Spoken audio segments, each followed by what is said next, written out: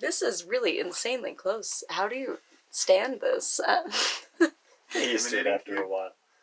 Sometimes I close my eyes. It's not intimidating, it's just close. It's uncomfortable. You knocked it. Okay, well, welcome, Scar, to my channel. I've got a few questions for you today, if that's all right. First off, what is your favorite world to travel to? Okay, what is this? Like a quit? Fine. I just want them to meet you. Fine, whatever. Favorite world? I don't know, it depends on my mood, probably. It's fun to go, like, cut things up with a lightsaber in Star Wars when I'm upset. Sometimes it's fun. I don't know. Other places. Pokemon's fun. I don't know. It changes every day. Okay. Okay, what is your favorite weapon to use? I know you have a lot of those. I do have a lot. A few rooms full, yeah. I don't know. I have a lot of good, I guess, technically it would have to be the lightsaber. But, you know. Hard one to beat. Yeah, it's true. I have a lot of very good ones, Because though. she's got nukes in there and things. But, that makes sense. Those are harder to use every day. Fair. Okay, what is the most exciting thing you've ever done? The most exciting thing? I don't know. I think one time I narrowed it down to, like, the top 50. Oh my gosh. I know. Anything before I met you. No, I'm just kidding. I don't know. Okay. I don't know. You're like, you became a Mistborn. That's exciting. Yeah, I guess that was pretty cool. Okay. Well, that went a lot faster than I thought it would. Okay, last question. You've got Olive G's fans here. The whole 4 of them, yeah. I've got 13 subscribers. At least. What would you like to tell my fan base? Ooh. What would you like them to know? Well, once it actually grows, That's a, I feel like it's important for them to know that whatever he says about me is not true. He's definitely making it all up. And I do believe I need to correct a lot of stuff. Probably. correct or embellish. Either way. Embellish, sure. Add the correct details. Sure, he makes it all boring. A lot more exciting than that. Well, thank you, Scar, for joining us. Yeah, I'm getting out behind this uncomfortable tripod now.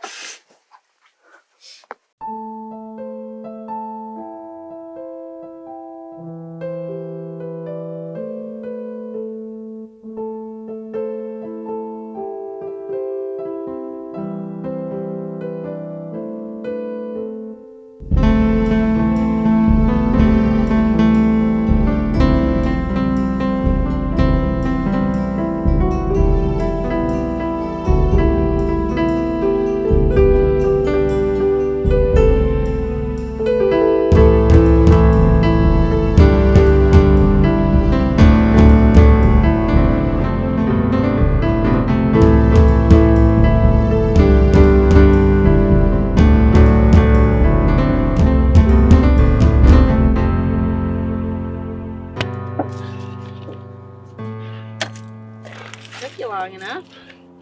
Yeah, good thing you chose an easy spot.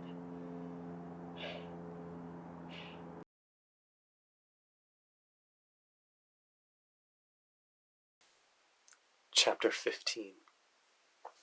The door burst open, and Darren looked up at the Profithians that came in.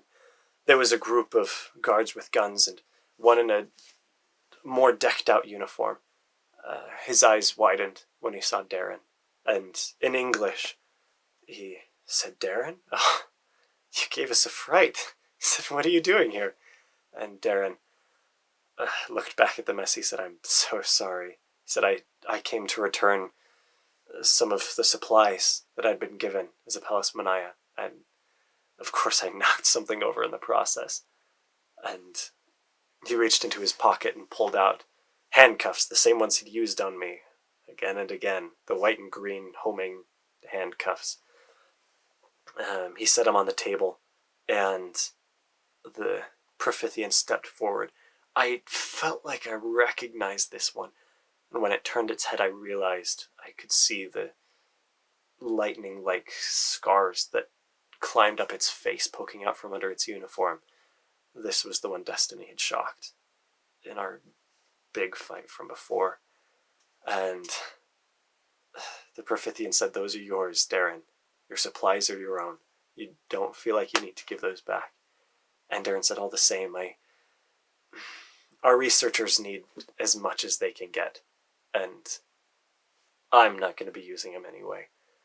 And he said, "But it's good to see you, friend." And he called him Ceridian, right? Yeah. Yep. He called him Ceridian. And the Profithian Ceridian said, "Well, there's a Shesser that we're on our way to, if you'd like to join us. We could use some more representation from the Palace Manaya." Darren said, "All right, I'll go." And Ceridian put his arm around him, and they walked out, the Profithian guards going with them. I made my way along silently, and slipped through the door as the second to last one was holding the door for the last Profithian, who was just inspecting the damage that had been done. I made my way out and went as silently as I could through the hallways, following after them, barely breathing, holding my hand in front of my face to make sure that I was still invisible. Now, don't worry that the invisibility wears off. I kept it on. I don't want you to be freaking out about that this whole chapter. But as we made our way along, I'd hum the note as quietly as I could every little bit to make sure that there was still power coursing from Feather Life to keep this ability going.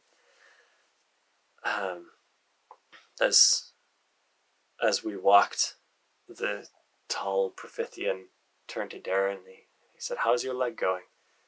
Or how is your leg healing?" And Darren said, "It's as if it never happened. I guess there's some power in Jukil after all." And he said, how are you and Marithius?" And Surian said, "Not quite as well." He said, "Taima's more had her way with us." I didn't get these references, but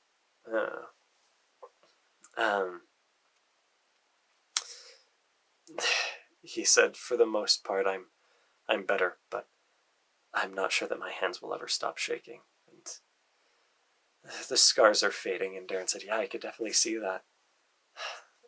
And Ceridian said, "Marithius is a harder case." He said his burns still look as bad as they ever did. Maybe a little bit better, but not by much.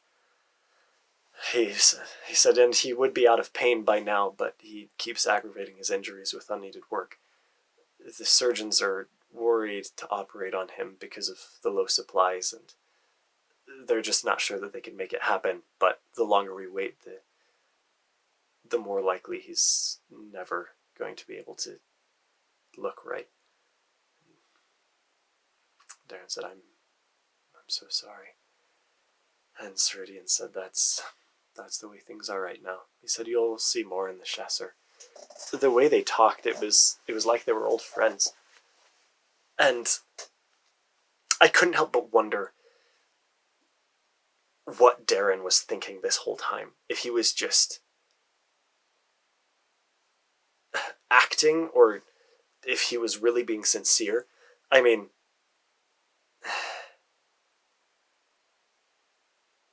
because he thought he was alone. I thought, I wasn't sure if he knew that I was gone, or if I was still hanging around. He probably thought I was still with him, and that was the only reason he was not telling Ceridian why we'd actually come. But yeah, I just wasn't sure what to think. Eventually, though, we came into a room, and the Darren and Ceridian went through the room, and the guards followed suit. And I had to kind of worm my way through to make sure that the group that was coming in behind us didn't run into me, and that I didn't run into any of the guards. But I managed to slip into the room and peel off to the side. when we came through, we were in a massive circular room with a very tall roof, and all of the walls had hundreds of hexagonal plates on them. Not the orange ones from before, but just metallic plates that had like this kind of writing on it. I wasn't able to read it. I guess, yeah, I knew that they were words by that point, but I didn't even think to translate, to wonder what they were saying. But the whole room was, all of the stone was chipped and falling apart. We were on a stand of some kind on one side of the circle. That, again, yeah, the stone was crumbling, and it seemed that it had been swept free, but it was still covered in cracks and divots and chips and things. But I made my way to the very side of the stand where the tables were not as populated. And that was the side that Darren and Ceridian had chosen as well. So they sat down along with another, the other Profithian that they'd been talking about. On the far side, there was a larger stand. There were hundreds of Profithians all seated together around, and the center was fairly open all throughout. I got down like to the side and kind of almost underneath one of the table desk things that they had set up there, where I'd be out of the way, but where I could hear things that were going on. And all of the Profithians were talking. It took a few minutes before a very tall Profithian stood up from the stand and went to the front and began to speak. And I didn't understand a word of what he was saying. I realized I'd been relying on destiny all this time to translate for me. And I didn't have him right now. So I had to pull out the earbuds again, because I'd put him away after we'd gotten out of the speed world. But I put him back in, and it translated through. Not as well, but I was able to kind of make out what was happening in this meeting. The tall Profithian was addressing the crowd and was saying something about like their recent past, which I'd heard before, and so that kind of made sense, how they had been kicked out back into the world of becoming, and they'd been fighting to survive up to this point. And he said, but a new seer today will guide us back to glory. And he said a few other things, and he said, I put it to a vote, and sat down in a seat very near the center, and he raised his hands up high above his head, and he closed the first 3 fingers and opened the last 3. They have 6 fingers, I don't. But he did this weird symbol thing, and one by one, all of the rest of the Profithians in the room raised their arms, holding the same symbol. And I guess that was how they voted. Yeah.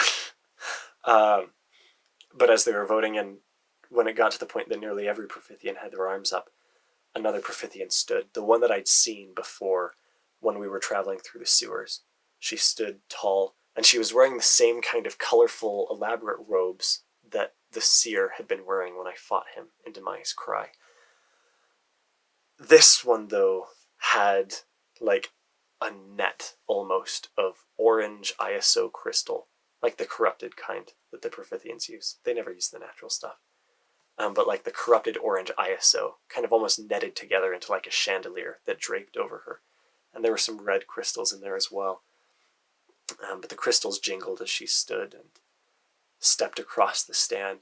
As she looked out over the crowd and kind of looked in our direction, I could see the same volatile ferocity in her eyes that I had seen in Firusinaya Fotheava. And I realized maybe this was something that all of the seers held. Or, I don't know. But it was unnerving.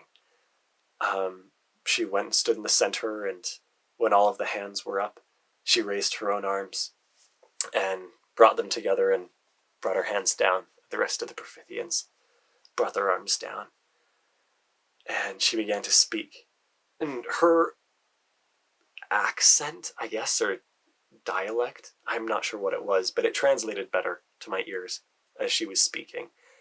And she talked about how the world of truth had been taken from them, but she had come from the world of trust to take them back to truth. And she went on and said that she would see the darkened and remove them from Demaya's cry. As she spoke, I got the sense of anticipation from the rest of the crowd, but I could personally only feel this dread to hear what the Profithians were wanting and planning. I knew that's what they wanted, but hearing it was completely different. Anyway, she said, I will follow the will of the people. And she said, I turned the time over to those who knew the darkened better than I did. I will hear from the Palace Manaya. And she turned and sat in a new seat there in the center. And the focus of the crowd turned to Darren's table. And the third Profithian that I hadn't heard talking, the one that they'd both met in the room, stood quickly. And I could see the burn marks, a deep purple that marred the gray of his normal skin, and it was all along the side of his face that I could see. I could see it was like on his arm as well, and his skin was taut as he spoke, and his jaw clenched. He still definitely was not recovered from what destiny did to him. But he spoke quickly and fiercely, talking about how, what did he say? Because he talked about how the Profithians had been kicked out of the world of truth. And he said, we waste resources trying to fight back and regain the lands that we've lost. He said, there's a world that for generations has been spoken of in dreams, but we will speak of in memory, hope. And he sat down. I was confused, but the rest of the crowd broke into chattering, as if the biggest piece of gossip had just been shared. And as, the crowd continued to speak as Ceridian stood, and he spoke out to the people, and he said that, yes, we're wasting resources trying to take back what we've lost. He said Demaya's cry does belong to the Profithians. He said, but we're not going to get it if we're trying to survive and wasting everything that we have while we're here. He said, we have the world of decision for supplies. We have the world of truth, or the world of trust that we can colonize. And we have still lands on the world of truth. He said, if we hold to what we have, we'll become strong. And we will gain the strength to one day take back Demaya's cry. I could tell the people weren't as excited about him, but they still listened to his words. And he moved as if to say more, but his arm began to tremble, and he took it with his other hand and sat down quickly. And then Darren stood to spoke. And as he did, the sire, or the seer, Spacere, I think was her name, stood and also moved to speak, and then turned and looked at Darren, and she said, oh, yes, you had a human Palace Manaya as well. Do you have opinions, human?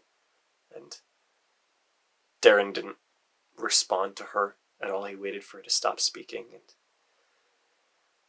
and he said, our people have suffered. This is a hard time for the Profithians. And he said, we've lost the world of truth, and we don't have the hold on it that we need to keep it up. He said, but we've returned to becoming, and I think there's reason in this. he said we need to build up who we are, who we were, and we can regain the glory of past generations. He said Okura tried to reclaim his presence among the first. He tried to regain his throne, and he tried to steal Jukils, and Sireste didn't allow either. He said, so it is with us. Sat down, and I didn't get the references, but I could see some of the Profithians kind of thinking about what he was saying. Anyway, the seer stood back up and said, I will follow the will of the people. And she nodded back to the tall Profithian who'd started the meeting. And he stood and put it to a vote between what the Polis Mania had said. He offered Ceridian's plan to just stay where they were and to keep surviving. And there were a fair number, a few, among the crowd that raised their hands in the same symbol as before. But I saw the Profithian that was taking count of the votes didn't even look up at the crowd. They just looked at the stand. And there were 3 Profithians that raised their hands for that. And then he offered Mauritius' plan to whatever that was. I mean, I know what it was now, but in the context, I wasn't sure. The plan of hope, I guess. And the crowd loved it. And all along the stand, every other Profithian raised their hands.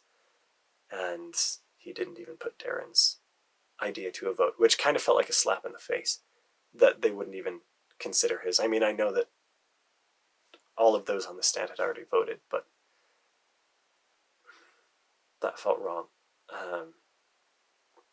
The meeting continued, but I was just kind of left thinking about Darren through the rest of this and wondering what he was getting at, because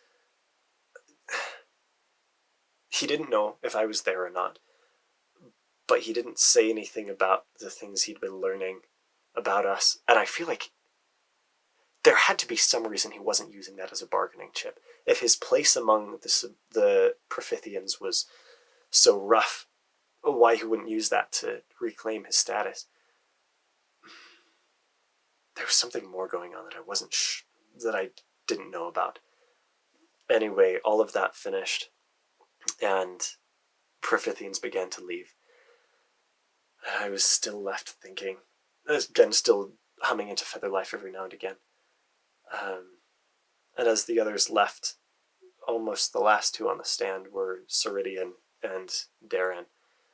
And Ceridian, as they were talking in Profithian, Ceridian said that he was sorry that Darren had lost his place, and that they'd shown so much disrespect to him through the meeting. He said, you're still, by every definition, a Polis Mania. You shouldn't receive that.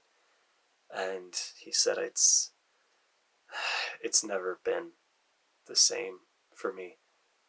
And when Firusinaya Fotheava fell, they think it was my fault. And Ceridian said that is not the case. He said, Mauritius and I were lying in cots. You were out there trying to do something. You did more than most everyone, anyone that was here. And Darren said, even so, I'm not a part of all of this anymore. And Ceridian said, if Spakara Sinai Fotheava has her way, you won't. Oh, sorry. Spakara Sinai Profithia.